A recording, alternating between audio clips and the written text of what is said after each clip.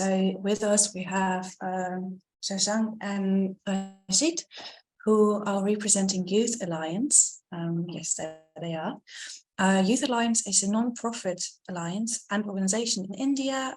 It has existed already for 12 years. And they are going to share a bit of their experiences with a teal organization in their talk named Reweaving the Continuum of Self, Other and Nature in the Organization Design. And I'm super excited to be here for this, one of the last sessions of Teal Around the World, and I hope you are too. I'm going to give it over to our storytellers now. Thank you so much, Lynn. Thank you, everybody, for staying back or joining in this conversation. Both of us are joining from India, and both of us have been tuned into the Teal Around the World conversation for a few years now. And we are very, very excited to be storytellers today and also make this conversation a more like a conversation where we can hear from you and actually reflect back on some of the stuff that we will try and share and some of the learnings from our own practice in India.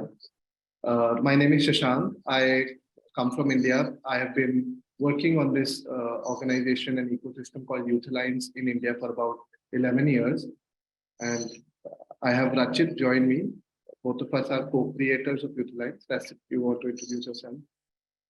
Yes, very happy to be here. My name is Rachit. Have been working with Youth Alliance for the past 7 years almost, and very excited for this conference and for this conversation, as Shashank also mentioned.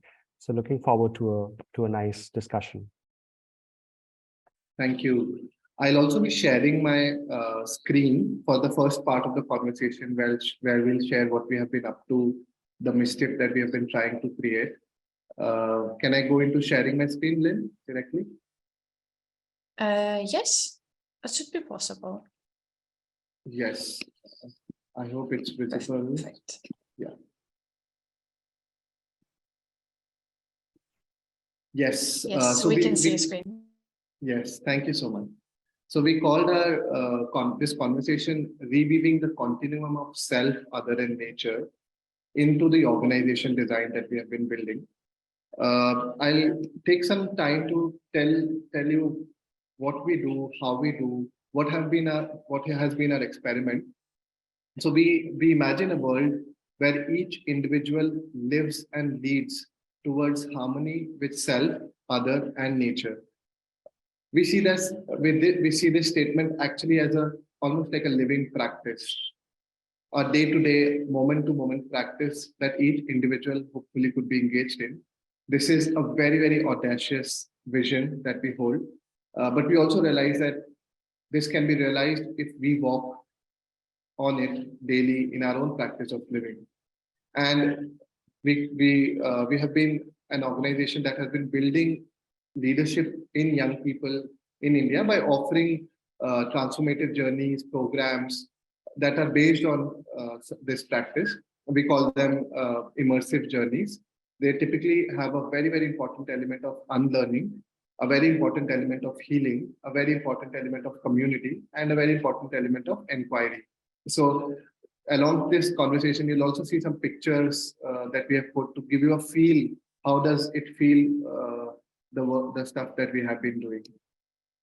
Like I said, we have been offering these programs. The first entry-level programs that we offer are 10 days long. They're all residential. They happen in remote parts of India, like deep into the forest or in indigenous communities or rural areas, where we take mostly young people between 18 to 30 years of age on an expedition of 10 days. They are invited to live in very minimum facilities. We are invited to deeply immerse and observe the reality by creating relationships. So we don't go in as problem solvers or people who can tell the communities what they need to do, what they need to learn. But essentially the idea is to create a dialogue where we can also learn from the people in the cohort can not only notice the challenges in the village or in the area that we go, but also learn from a different worldview. because like this in this conference also, the paradigm of industrial modernity, the paradigm of the current systems has brought us to existential limits of our planet at multiple levels. So how do you learn from a different way of living? That's a pursuit that we have in these programs. And it's not just an external pursuit that you learn from outside. It's as much internal, that how we observe our own patterns, our own conditioning beliefs, limiting beliefs. There was a conversation happening earlier. So that's the hope.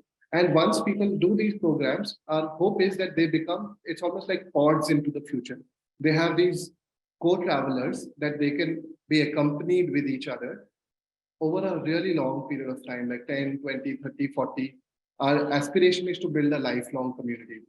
Then after they have people have done these programs or these journeys, they become part of the or what we call alumni community, where there's a lot of cultivation and reconnection and a lot of work happens, which we'll share briefly about. So just to give you a feel of what it feels like. So this is a massive banyan tree, and while we were doing this session, we invoked the metaphor of grandmother banyan, like as if that this tree existed for 500, maybe we don't know what the age of the tree might be, but maybe 500 years, much before anybody in the village was part of. So what does it mean to connect with the tree? What does it mean to enter into conversations in the village and then come and reflect back as to what we noticed in ourselves? So those kinds of exercises and experiences become part of our programs. Similarly, this is an immersion experience on a landfill. You know, a part of our cities that is kind of invisibilized. We are deeply connected. We use plastic, we use so many things and discard them on a daily basis, but we don't know where they end up. So we take young people who are typically privileged into the landfills and have experiences and conversations with the communities who survive on the landfill, or just have a visceral experience of what does it mean to be on the landfill. These might sound like very small experiences, but they deeply shape the understanding that these young people are creating about themselves and about the world very, very profoundly. Similarly, but it is not just external. Like I said, a lot of work happens on the inner and interpersonal level as well.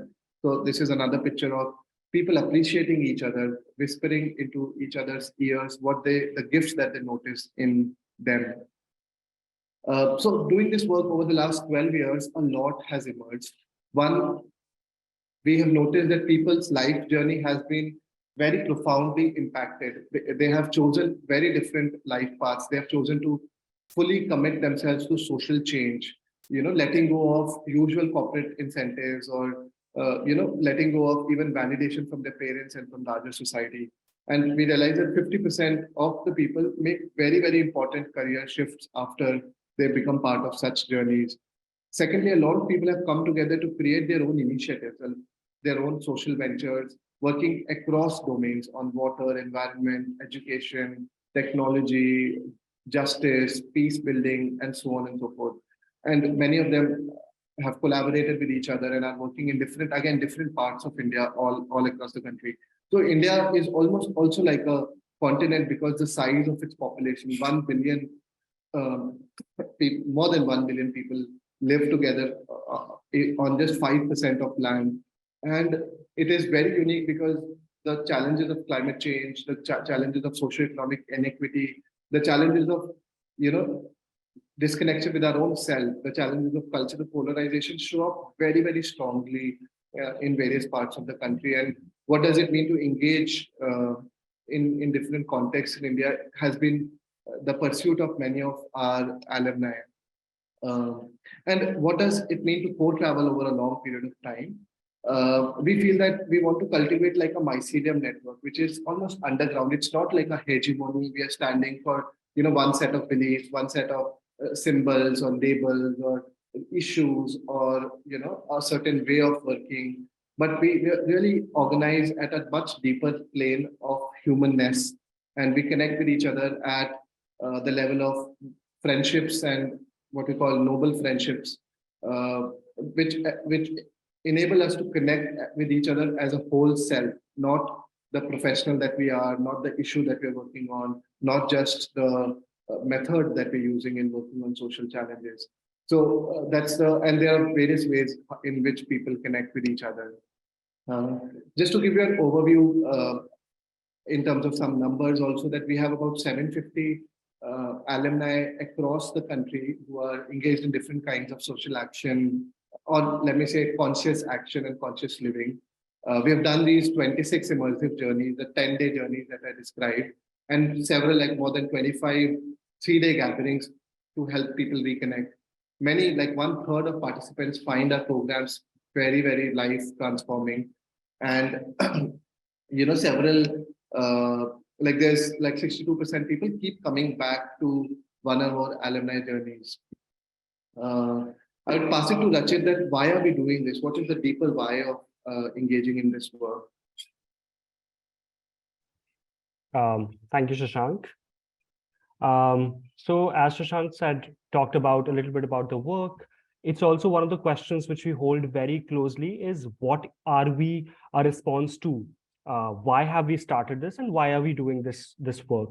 And one of the sort of the explanation that has come to us through these dialogues is that there are set of interconnected crises in the world, be it ecological crisis, economical crisis, geopolitical, political, spiritual crisis, which we often call as meta crisis or poly crisis.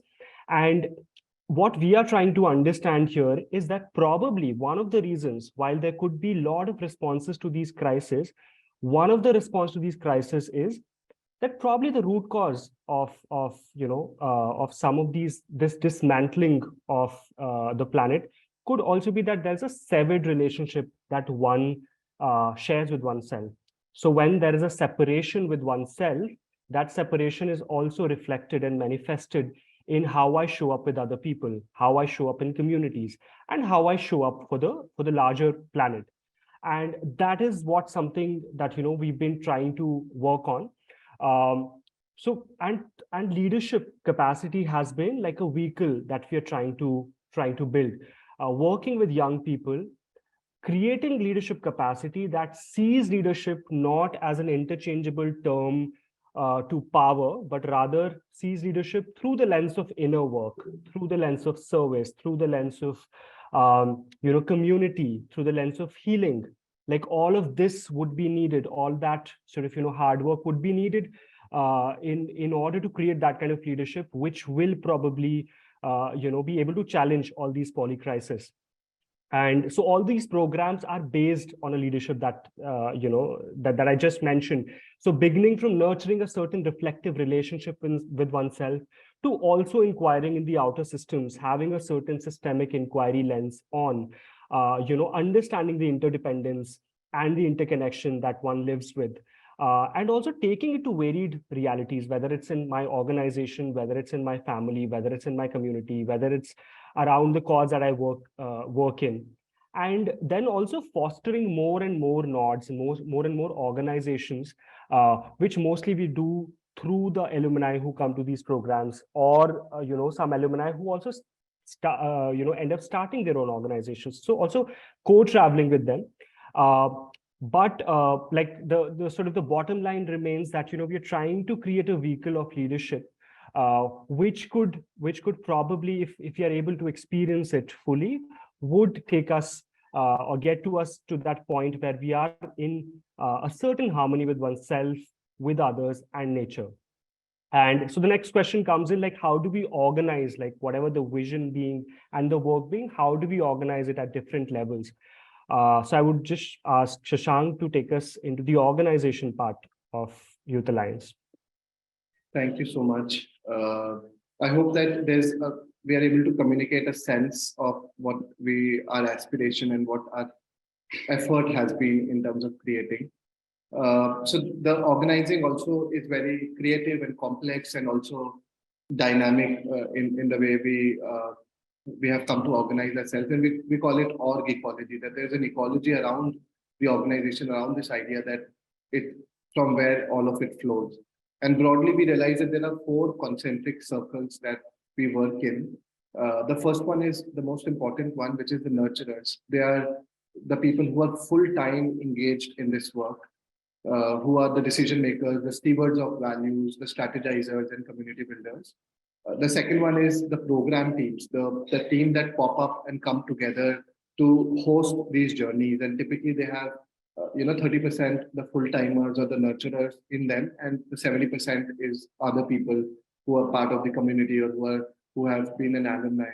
The third is the co-travelers, who are people who are traveling with us. They might be creating their own different pods, and they come to us, or we collaborate with them in different ways to take forward some of this work. And the fourth is what we call the ecosystem plugins, because we realize that we are not alone doing this work. In India and across the world, there's a very large movement and ecosystem that's emerging, that's trying to disrupt the modern industrial complex that we have today, and we need to plug into them, move in sync together with them. So that's the fourth kind of organizing. Just so focusing on the first one a little bit, we'll go through all of them in brief. So like I said, the people who are full-time engaged, there are about 8 people right now who are full-time engaged in this work, and we call them nurturers because they are really living a life based on some of these ideas and some of these values. They are trying to organize with each other, deepening their inner work, deepening the conditioning, noticing the conditioning that they carry and disrupting that to create new structures. And 3, they are also creating platforms and programs and journeys such that the learning that they're receiving can be shared with others and more people can become part of the whole work. In terms of, again, this can very quickly work as conventional organizations, with somebody on the top and a hierarchy, and having people at the deliver whatever the modules that we have created. But what we have really been trying to do is welcome wholeness into the picture, like really create ways that what is alive for people, why is it important to people, can there be an alignment created between what people are going through or what is working them and the organization, what the organization shall offer work. Similarly, there's a lot of effort that we have put to create a shared power structure, and we've tried to disrupt, in some way the culture of power, which is the idea of domination that we have inherited in our culture across school and university education or in other workplaces. So, for example, I'll go deeper into one of the things, which is collective decision making, which is that we have tried to evolve a structure where we have divided decisions into 4 different categories. And if I just go to the next slide, which is that there are different aspects of the organization, and we have really divided all the decisions into 4 categories. The first one being update, that all information in the organization needs to come to a center. It needs to be available as a transparent information for people to learn from and understand and make sense of what's happening. The second is that there are some decisions that are based on input, the red arrows, which is that for a certain team to make a decision, there needs to be an input from another team or from the larger team to move forward. The third is consent, where the decisions require consent to be taken by everybody. And the fourth is consensus, that each person in the room needs to agree to something, and only then something will move forward. So we've kind of evolved this structure. It's it slows us down. It makes it very difficult. It often leads to some people in the organization feeling very passionate about something, and somebody else completely objecting to that path, and an arisal of a conflict at the superficial level. But that also gives us opportunity to go further in our relational field, also understand the nuances of what we want to do and how it will serve the world at large. So that we have been engaged in that practice for about 5 years. Similarly, another thing that we have really tried, that is what we call praxis of living, that if we are not able to live something, we don't preach or we don't offer them as modules for others to learn from. A very method of facilitation that we try and live by is an embodied way of facilitation, that from a place of embodiment, people offer what they need to offer, what the experience that they need to create for others. And that really that we realize is the secret sauce of our work, because that connects people at a very deep level, at a very level of authenticity and being together in the unknown, to really have a sense of belongingness and a sense of co-traveling to get nurtured in a very short period of time.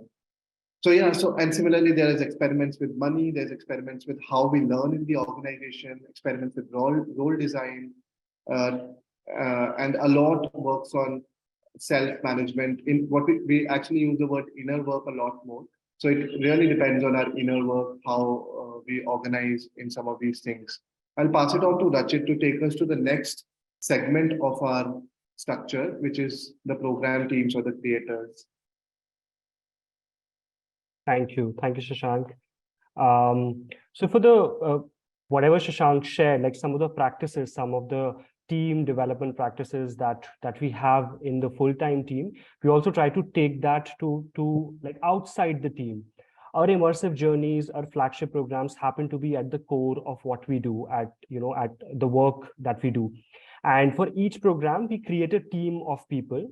And usually these people are the ones who have experienced the program previously.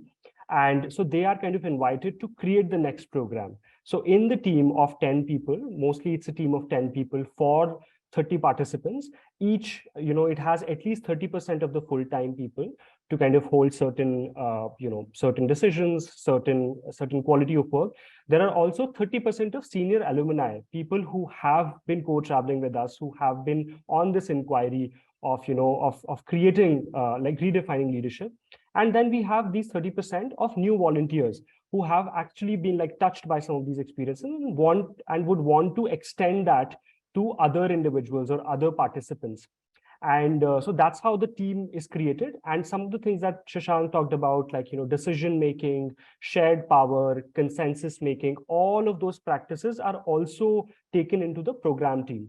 The program team also goes through a training period where we also train some of these new people, into facilitation, into documentation, managing the program, and also co-creating an experience which is at the intersection of, self-exploration, systemic inquiry, community building in a very different reality.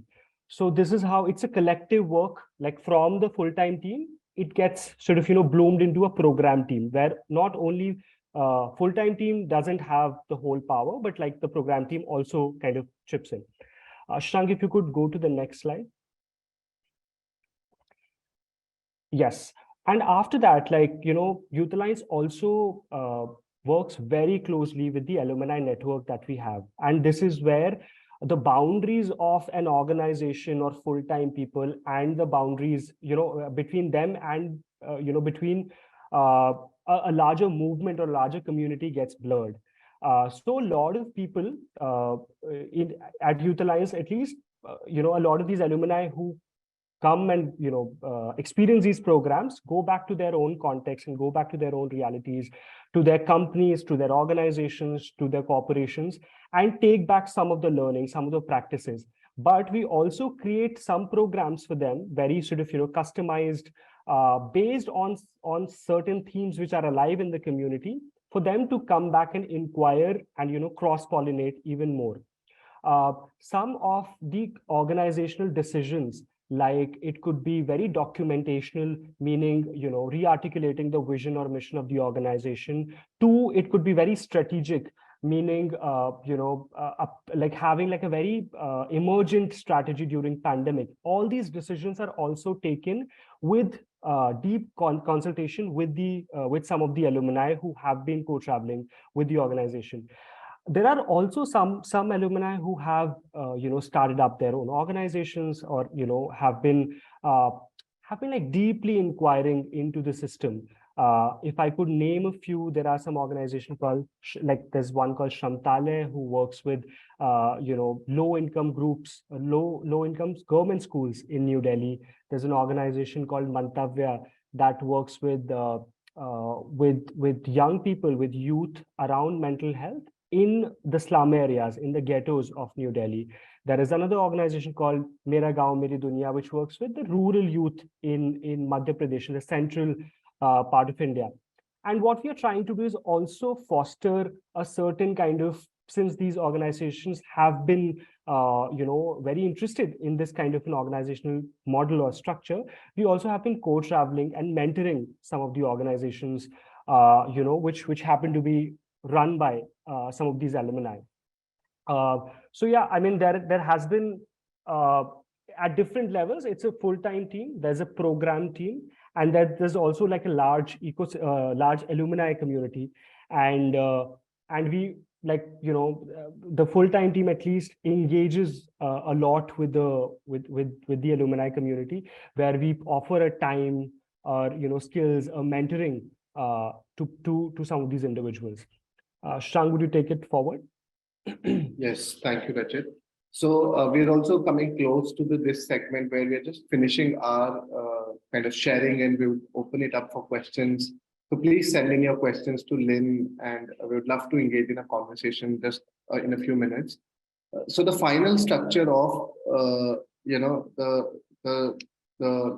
kind of organizational structure that we had shown you is what we call connectors or ecosystem plugins.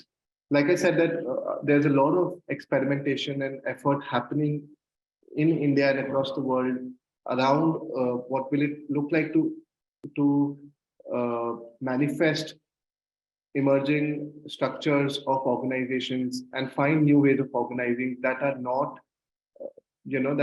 dependent on fear, insecurity, greed, domination, rather are built on the deeply shared prosperity structures, abundance structures, mindsets of abundance, and so on. So here again, we have this thing called that what will it mean to move together, not move in isolation with the rest of the ecosystem, rather move together. And in this context also, we engage continuously with networks in a very concrete role way, in having a very concrete role of individuals connecting and engaging with different networks, doing pop-up projects that further cross-pollination and collaboration, sometimes doing learning across ecosystems, and sometimes creating cross-sectional teams.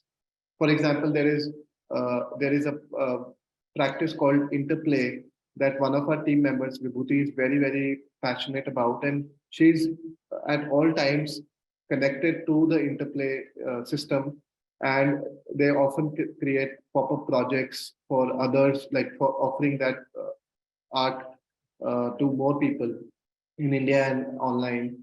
So for example, so we really at this point are challenging the mindset that becoming an employee of an organization means that you are owned by the organization, your time is owned by the organization. Rather, we are really playing on autonomy and self-management and letting people cross-pollinate and work across cross-sectional teams. Yeah, so that's that. And again, giving you a brief of different structures that exist around Youth Alliance's work. I want to just end by sharing some of the places that we are stuck at, the threshold that we are at, and that we need to break through if we need to grow. Lynn has also posted the link for questions, so please post your questions there. Yeah, so one of the things about all of this work is that how do you onboard new team members in a smooth way, given the complexity and uniqueness of this work, given the fact that it is not, they just don't need to be part of a mechanistic structure where they'll be asked to do what they need to do. Rather, they tap into their own wisdom and create programs and create ways of working and create offerings from that space. So how does one hold inner work and outer work in symphony with each other? How do we find new people like that, and how do we onboard them in a smooth way? The second is that, like Rachit spoke about the alumni community, there's a lot of self-organizing energy that is there in our community at large, in India and even outside of India. And we sometimes struggle to find the right leverage and find the right structure to tap into that and create a more distributed, more decentralized ways of coming together, where the central team is not needed to convene and deliver and hold space in those journeys and programs. And last, I think it's a very concrete thing that we want to introduce another layer of core group where we can really deepen our inner work, expand our capacity, like really a layer which is not giving as much time as the full-time people in the team, but rather but yet they are working together, learning together, or can also represent Youth Alliance and can participate in some decisions. So we are looking to build that as well this year. So just leaving that. And thank you so much for listening. This is our website. There's also a couple of films that we have made around what does it mean to be human today. And yeah, would love to have your thoughts, questions, perspectives on this. Stop sharing. Thank you. Thank you so much, you two, for this inspiring talk. And there are already some questions coming in on Mentimeter. So please feel free to click on the link and also post your questions there. And if you really like a question, you can also just upvote it. So I know that I definitely have to post that question. And I saw there was one hand raised just before I came on, but now it's gone. Was there anyone who wanted to say something? I think I just clapped my hands, so it was not a raised hand. Oh, a hand clap. Okay, perfect. I just saw it briefly because I came from the Mentimeter. Thank you, Nora. Okay, let me just hop over to Mentimeter to see what we've got here. Oh, this is a great one. The question is, what makes for a great immersive experience from your perspective? How do you touch people deeply so that they change their life path fundamentally? Could you repeat the first part of the question again? The first part was, what makes a great immersive experience from your perspective?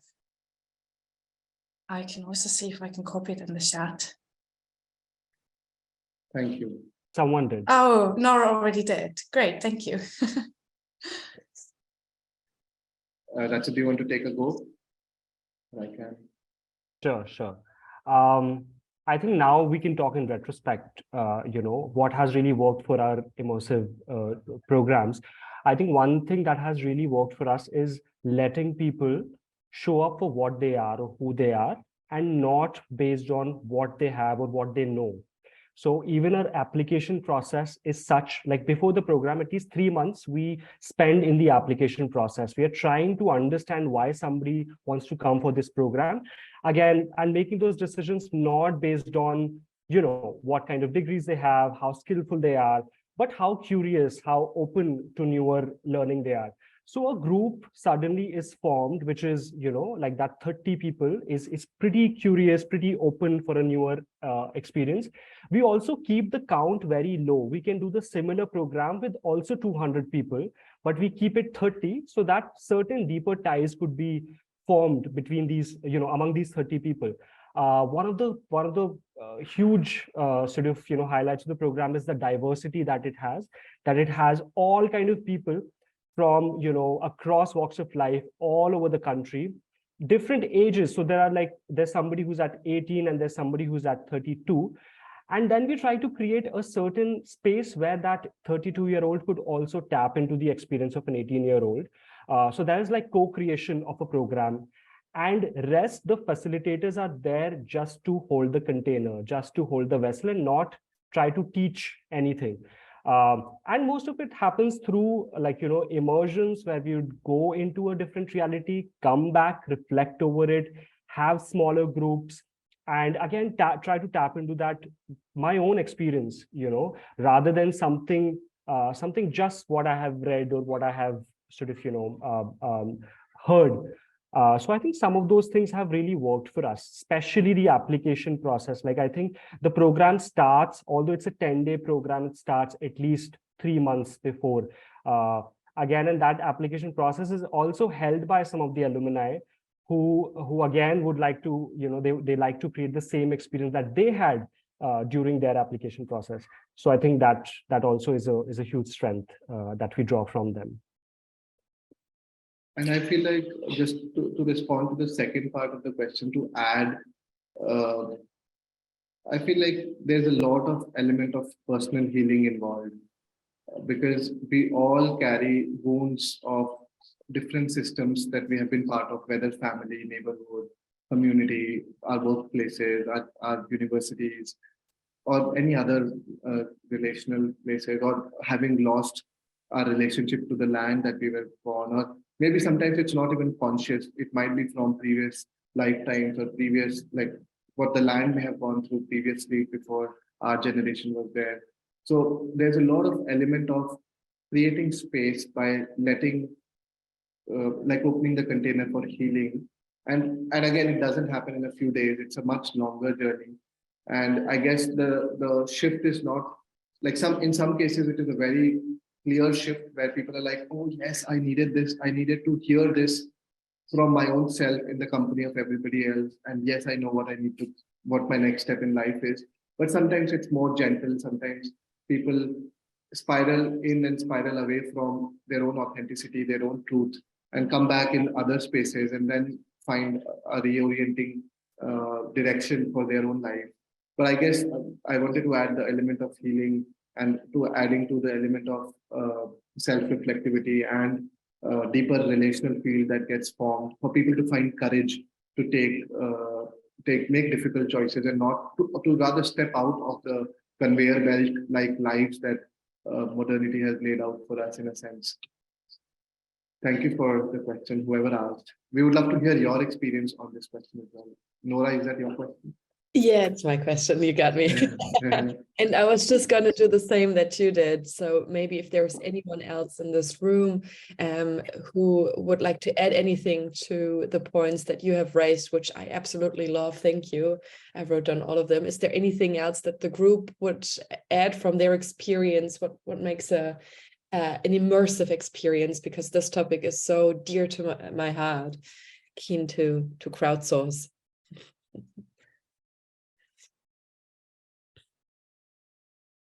So something that came to my mind was storytelling. So I think the way we humans work is we love stories.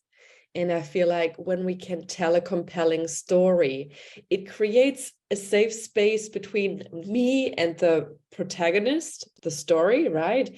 And it's up to me how much I want to let that story, how close it gets to me. Right. So I find storytelling a very powerful way to create an experience where everyone is kind of, they can come along wherever they are. Yes, absolutely. Thank you. And we find that sometimes people end up telling stories that they may not have felt safe in telling in any other place. And that, in a sense, makes them either finds their courage to own up their story, or sometimes they end up letting go of that story to create space for a new story to enter their hearts or their minds. So that storytelling has a very transformative impact on people's journey.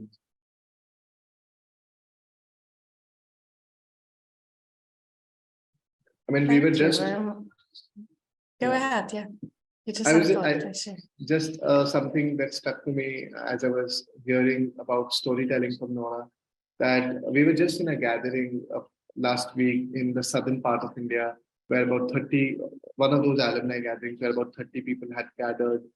And, we invited people to just share their journey, share their, rather what makes them do what they do. So about 12 people who are maybe 10 years into the journey doing their stuff, came one after the other, like in a nice way, and started to share. And then we had kept a segment of affirmations and appreciation, because we said that whatever you appreciate expands.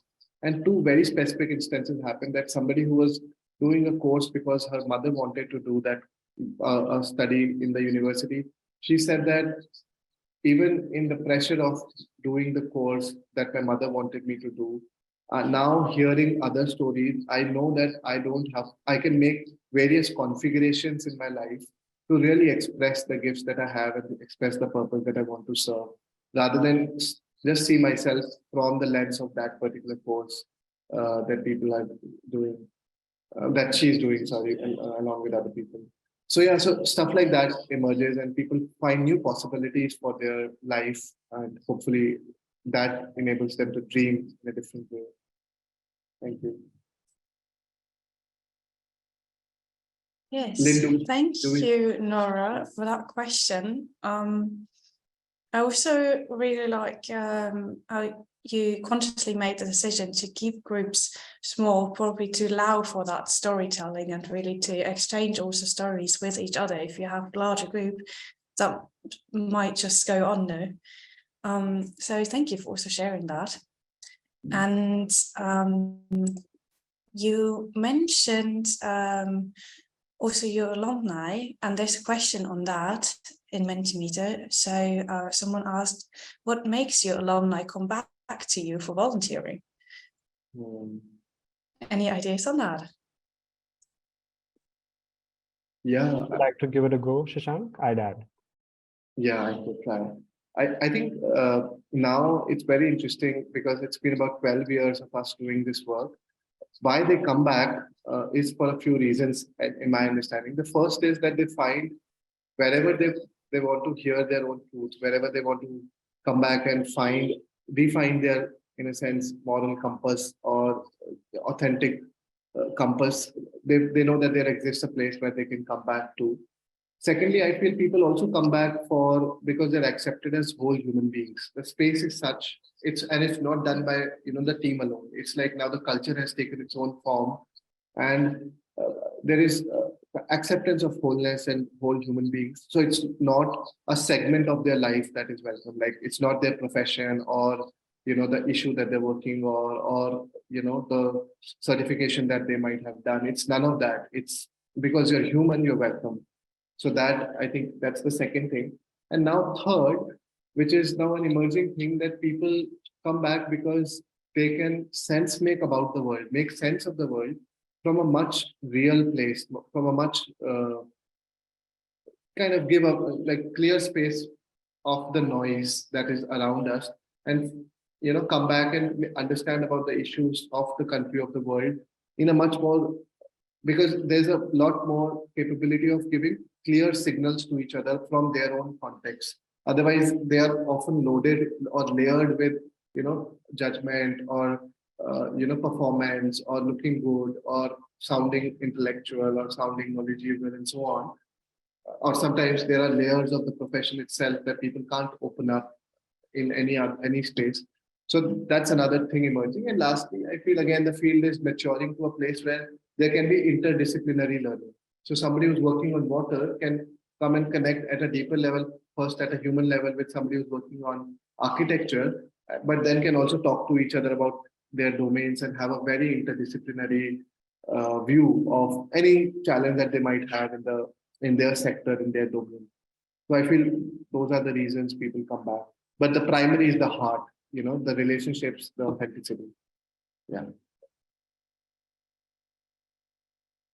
Yeah, if I may just add one more thing, Shashank, it's definitely a sense of community that they feel if you ask any alumni, and they probably might be also seeking something else with it. It could be connections, it could be, knowledge, other things.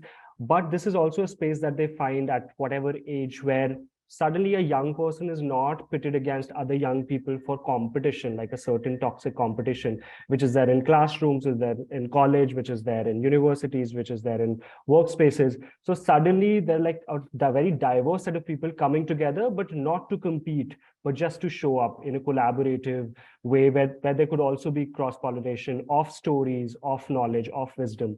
I think that also kind of, is what they find a little, quite unique in the community. Thank you, whoever asked the question. Yeah, thank you very much for giving such an elaborate answer to that. And let me just quickly have a look what else we've got here in Mentimeter. Here's a question. What does source refer to in your diagram? I'm not sure which diagram is referred to. Maybe or the person who posted the question can quickly speak I can up. share that. because we had limited time to make the presentations, we let the word source be here. Uh, it actually like something that we invite into our consciousness or into our being is that we are held by intelligent forces of life. So it is not just our little brains who's trying to make sense and who's trying to control reality. We are held by an intelligent field which is beyond humans also. So I feel first is that we are not owners of the ideas, of the experiences, of the programs that we are creating. It's actually, it's like we are just being an instrument that's flowing from the source into, whoever is receiving, and we are the greatest receivers of that in a sense also. So yeah, so source, I mean, I don't know, it can be seen from multiple angles, but it is giving away that anthropocentric ego, that human-centered ego that we will design the future that we will inhabit, rather becoming aware of something larger, a field that is holding human life and life on the planet, uh, and that is intelligent, that is dynamic, that is learning, that is trying to speak to us. So giving space to that is what it refers. Yeah.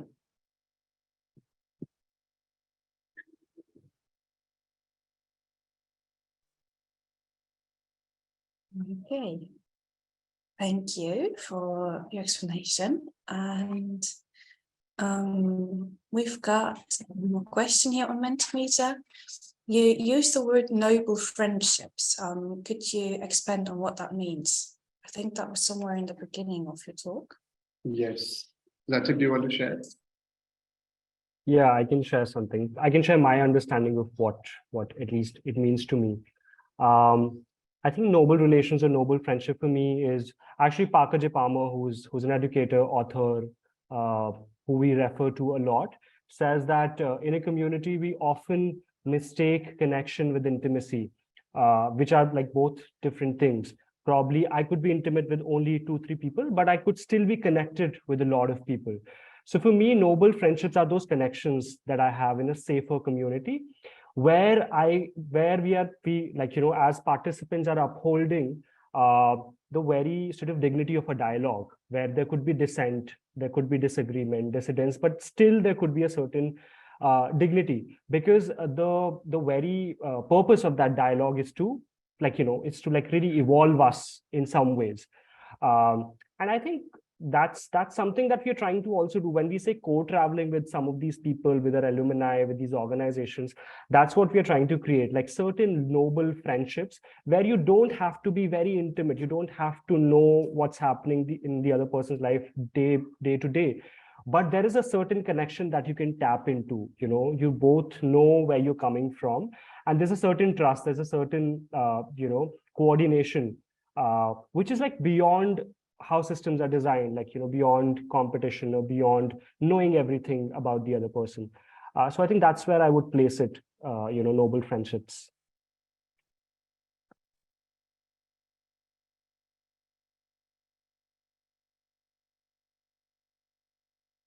Okay, thank you. I think those were all the questions that we have from the Mentimeter.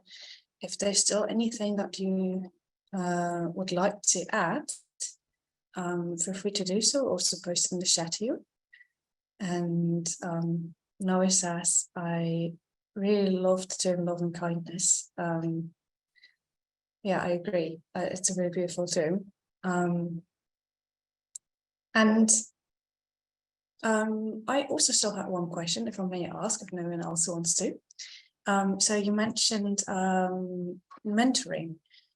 And I was wondering a bit how that mentoring looks like at Youth Alliance.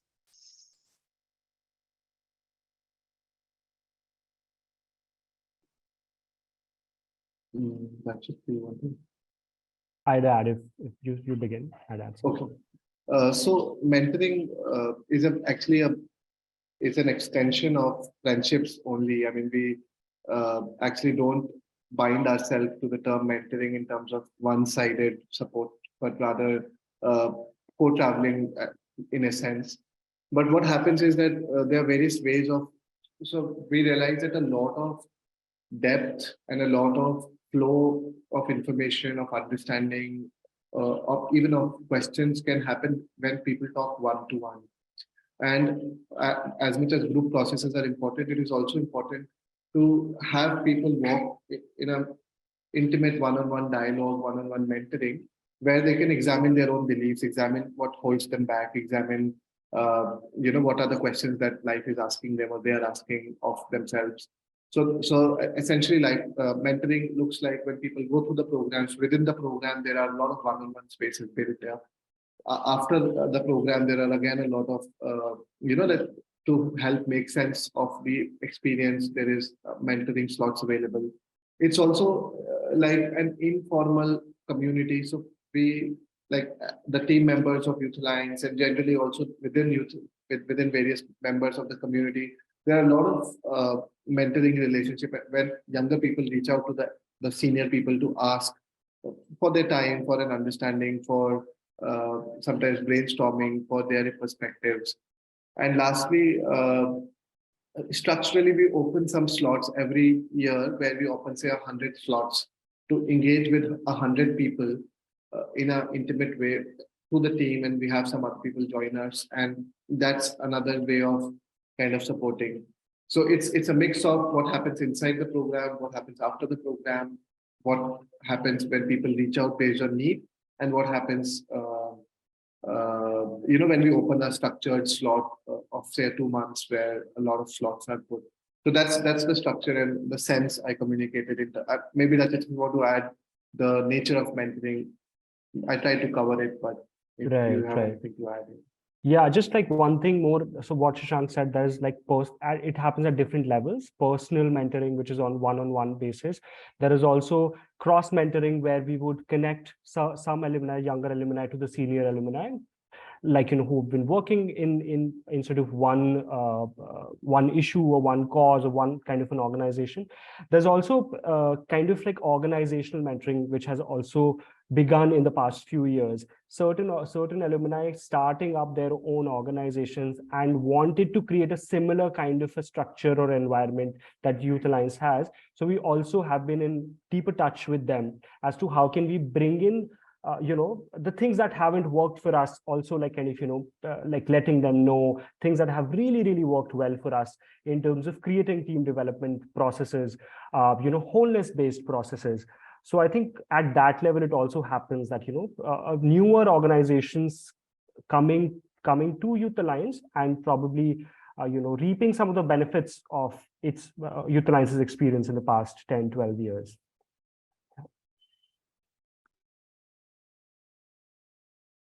Okay, thank you. I feel like what I've been hearing from all the answers and also your talk that you've been giving, it's a lot about just this sense of connection and community and everything that you basically do. That is one of the key things.